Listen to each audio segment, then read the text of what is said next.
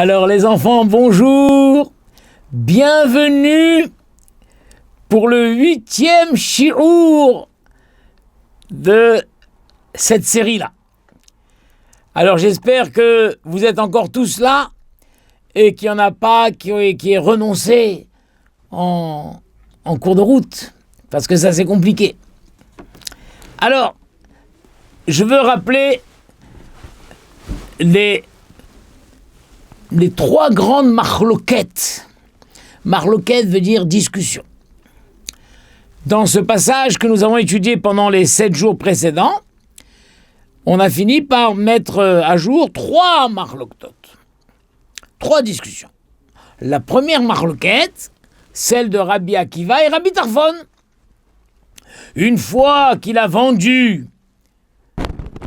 l'animal en question, que fait-il de l'argent? Rabbi Tarfon dit il peut utiliser l'argent et Rabbi Akiva dit il ne peut pas utiliser l'argent. Alors je vous avais dit qu'il faudra que nous remontions jusqu'au Shulchan Aruch. Alors comment on fait déjà pour trouver le Shulchan Aruch? Pour ceux qui ont une Gemara, sur le côté droit de la page, il y a une petite colonne. Une petite colonne, vous voyez? Cette petite colonne, en haut, il y a marqué Ain Mishpat Ner Mitzvah. Et cette petite colonne, il y a tout un tas de petites lettres qui nous renvoient au Shulchan Aruch. À partir de la lettre tête, vous verrez, bon, c'est un peu compliqué, il faudrait être sur place. En tout cas, ça nous renvoie au Shulchan Aruch Choshen Mishpat, le Siman Resh Samer Zayin. Donc je suis allé pour vous, dans la bibliothèque de Torah Box, j'ai sorti le Shulchan Aruch, et j'ai ouvert Choshen Mishpat, Resh Samer Zayin, et j'ai vu où il m'envoyait. Et il nous envoyait dans le Seif Kafhe. Le Shulchan Aruch dit comme ça. Ma yarase bedamim. Que fera-t-il de l'argent? Alors on attend. Est-ce que c'est comme Rabbi Tarfon qui peut utiliser l'argent? Ou est-ce que c'est comme Rabbi Akiva où il ne peut pas utiliser l'argent? Le Shulchan Aruch dit Inatnu les motza. On donnera cet argent à celui qui a trouvé.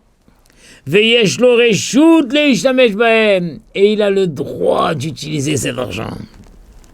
Les fichar, c'est pourquoi imne ensu. Si cet argent a disparu, a été volé, a perdu, un honès, hayav le shalem, il sera obligé de rembourser. Va falpi shelo leishtamesh bahem. Bien qu'il n'avait toujours pas utilisé cet argent. Kevan sheyesh lo reshut leishtamesh bahem. Puisqu'on lui avait donné à lui la permission d'utiliser l'argent, arehem eslo kesheila, c'est comme si on lui prêtait cet argent. Et quelqu'un à qui on a prêté de l'argent, même si la foudre tombe sur l'argent, il doit rembourser. Je t'ai prêté, tu dois rembourser. Bamedvarim amurim, quand est-ce qu'on lui permet d'utiliser l'argent? Keshesh lo reshut, bamedvarim amurim, shesh lo reshut leishtamesh bahem, bedeme aveda. C'est uniquement la vente de la Aveda. Mipne shetara. Parce qu'il s'est fatigué, les tapel bas, de s'occuper d'elle. Avalim matza marot. Mais s'il a trouvé de l'argent, il a trouvé un portefeuille, comme je vous ai dit, où il a trouvé de l'argent empilé, il y a un signe. Lo ishtamesh bahen. Ça, il n'a pas le droit d'utiliser. Les fichar, imavdu beones. Si ils ont été perdus par un accident, c'est incroyable. Chez nos patours, il est dispensé. Chez nos alem, et là, qu'est shomer sachar. Parce qu'il est comme un shomer sachar. Le Rama dit, vekvar nidbaer, de yesh rolkim, vesvir aleush, de eno, et là, shomer china. Il y a une autre marloquette, certains disent que sur une trouvaille, je suis même pas shomer sachar, je suis shomer china. D'accord, c'est une grande marloquette entre Rabba et Rav Yosef. On va peut-être l'étudier. D'accord, en tout cas, déjà c'est clair maintenant, la halakha est comme Rabbi Tarfon, qu'il a le droit d'utiliser l'argent. Très bien. On avait une autre question. Quand la Gemara a dit, parce qu'il y a 2 braïtot, une braïta dit que celui qui trouve des coqs ou des oies mâles les garde 1 mois. Une autre braïta dit que celui qui trouve des coques ou des oies mâles les garde 3 jours. Alors, il faudrait savoir, 3 jours ou 1 mois. La Gemara a donné une réponse un peu vague. Elle a dit « Ah !» C'était quoi le langage de la Gemara? « Ah, berav reve, ah, be zoutre. » D'avant. Voilà. « Ah, berav reve, ah, be zoutre. » Là, c'est des gros, là, c'est des maigres. Ça veut dire quoi? Où, là et là? Rachi avait dit, là, c'est des gros qui mangent beaucoup, tu le vends au bout de 3 jours. Et là, c'est des maigres qui mangent pas beaucoup, tu peux les garder 1 mois. Tu dois les garder 1 mois. Mais le Rambam avait dit le contraire. Là, c'est des gros et qui peuvent se débrouiller. Garde-les 1 mois. Et là, c'est des tout maigres qui peuvent pas se débrouiller. Alors, au bout de 3 jours, tu les vends. Comme qu'il a l'alakha, Shulchan Aruch.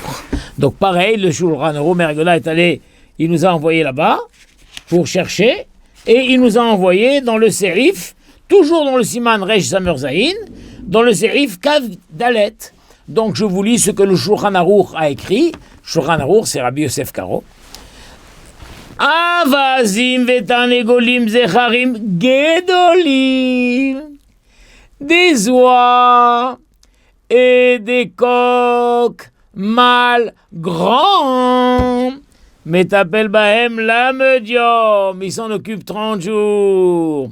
Puisqu'ils sont grands, il n'aura pas grand-chose à s'occuper d'eux. Ils vont se débrouiller pour manger tout seuls.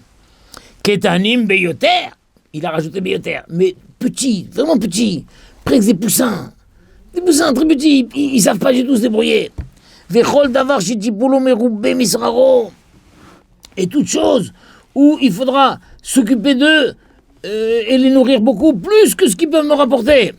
Metapel bahem shlosha yamim, 3 jours.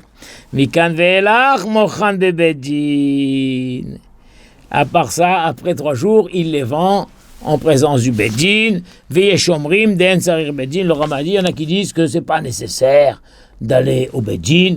Ve'yachol le shuman ou le kahatan be'otan adamim. Ah, oh là là.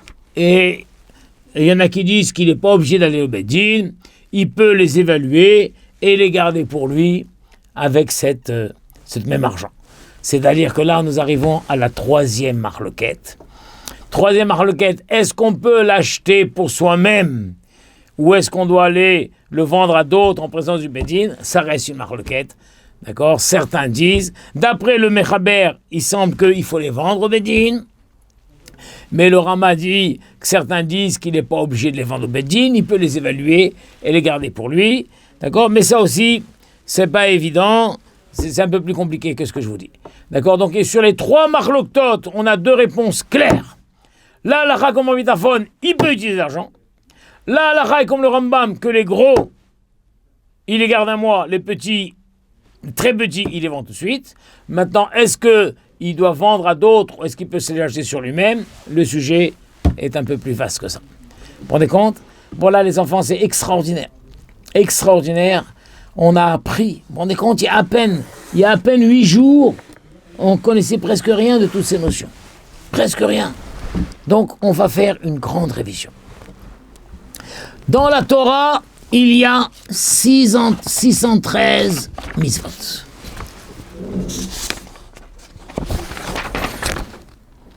L'une de ces 613 mitzvot s'appelle Hashavat Aveda. Rendre un objet, quelque chose qui a été perdu et le rendre. Et j'ai écrit en français Hashavat Aveda. Le numéro de cette mitzvah, c'est la 538. Si quelqu'un veut récupérer quelque chose qu'il a perdu, il doit donner des simanim. Des signes qui prouvent que c'est bien à lui que ça appartient. Pareil, simanim écrit en français. Maintenant, si quelqu'un trouve quelque chose qui n'a aucun signe, il peut le garder pour lui, car celui qui a perdu a fait yiouch. Il a désespéré de retrouver. Yiouch en français, première fois, j'avais montré, j'avais pas mis le i. Ça se disait yush. Là, c'est i-yush avec le i. Voilà, mes enfants. D'accord? Maintenant, tout ça, c'était ce qui ne nécessite pas des soins particuliers de nourriture. Mais si ça nécessite de nourrir, donc un être vivant, un animal, alors là, ça se complique. Si ça travaille et ça mange, alors on lui donne à manger, on le fait travailler. Bravo. Je vous avais dit aussi, et si il travaille et il rapporte plus, il rapporte plus que ce qu'on lui a donné à manger, qui garde le surplus. Pareil, le Shulchan Aruch l'avait dit ici. Je vous lis le Kafbet. Matza davar sheyesh bo ruach haim. Share ou tsarir la'achilo. Il a trouvé quelque chose de vivant et qu'il doit nourrir. Imaya davar she'oseh ve'ochel. Si c'est quelque chose qui travaille et qui mange, kegon para ve'hamor, comme une vache ou un âne, medabel bahem yudbet chodesh, miyom metzia. Il s'en occupe 12 jours depuis le jour où il a trouvé. Ve'sochan, il est loue à d'autres, par exemple. Ve'lokeach sraran, et il prend donc le prix de la location. Ou marinan, il donne à manger. Ve'imaya sraran yoter alachilatam. Si il a loué beaucoup plus cher que ce qu'il a donné à manger, are heter les baalim. Le surplus est mis de côté pour le propriétaire. Il lui dit, voilà mon cher monsieur, je vous rends votre animal, je l'ai bien nourri, je l'ai même fait travailler, je l'ai loué, et ça vous rapportait telle ou telle somme d'argent. Vechentane golette, pareil une poule, mocher betsehem, il va vendre. Il vend les œufs, ou machilan kol yud bechodesh, et donc il nourrit la poule grâce aux œufs qu'il a vendus. Mikan ve'elar, sam demem ala, veromeshelo, voilà. D'accord? Point. D'accord? Donc ça c'est clair. Le surplus est mis de côté pour le propriétaire. Par contre, toute chose qui ne produit pas, alors il doit le vendre. Là-dessus, la Gemara nous a dit, mais combien de temps? On est sorti avec 4 temps. Une vache, un âne, une poule, tout ce qui travaille, un bœuf, tout ça, c'est 1 an. On le garde 1 an. Peut-il le vendre au bout de 6 mois parce qu'il n'en peut plus?